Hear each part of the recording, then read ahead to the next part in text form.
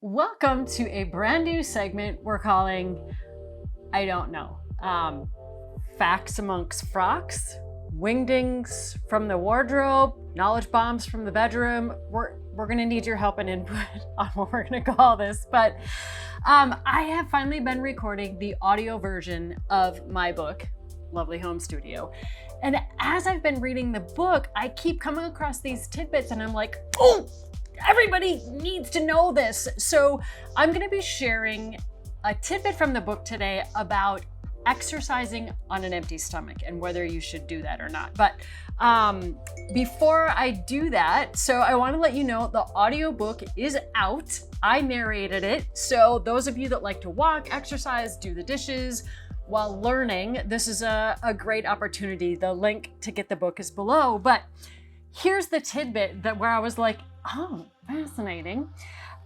Many of us exercise to burn excess calories and build muscle mass, in addition to building resilience to better deal with stress. Exercising on an empty stomach does the opposite. When we exercise without adequate glucose in the bloodstream, our primary fuel source becomes muscle mass. That's right, we lose muscle and hold on to fat. Let's do a quick refresher about why. Without adequate glucose, the body goes into survival mode, which is fat storage mode. As we already learned, the body wants to conserve precious energy during times of famine, and fat is a valuable source of stored energy. In order to preserve fat as a critical energy source, the body goes elsewhere to find energy when glucose is not available. The liver begins to break down muscle tissue into amino acids that can be reformulated into glucose, glucogenesis. There's lots of big words in my book, providing fuel to the brain and body. Being in fat storage mode also means that when we do finally eat something, it's more likely to be stored as fat, so the body is prepared for the next famine.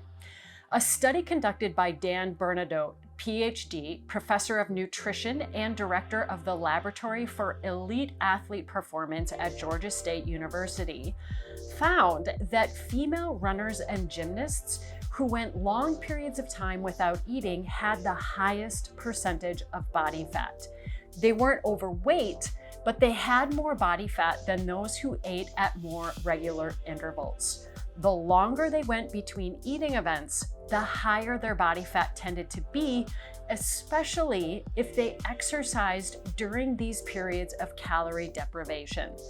His research also found that athletes with erratic eating patterns experience poorer performance and worse concentration than those who ate at regular intervals. We need to realize that exercise increases the demand for energy. Large, sustained movement requires an increase in calories to provide adequate fuel for the muscles. Without sufficient energy, the body cannot perform at its best. It can only function in a state of stress. That's a good sentence.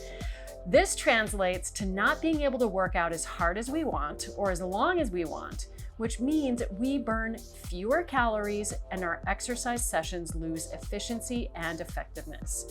A recent study had people exercise once without eating breakfast, and then again on another occasion after eating breakfast. Results showed that oxygen consumption and energy calorie expenditure was higher after consuming food, and subjects burned more fat as fuel. If we're gonna find the time to exercise, it's critical we fuel our body to gain the maximum benefits for the time we invest. Okay, isn't that not a nice to know nugget? There are more things like this in the book. I'm gonna be sharing some other tidbits from other chapters of the book. So order your audio version or paperback, I really don't care. And give me your names, like Clues from the Closet. Like, there's gotta be a good name for this series. So buy the book, let me know what you think we should call this series. See you soon.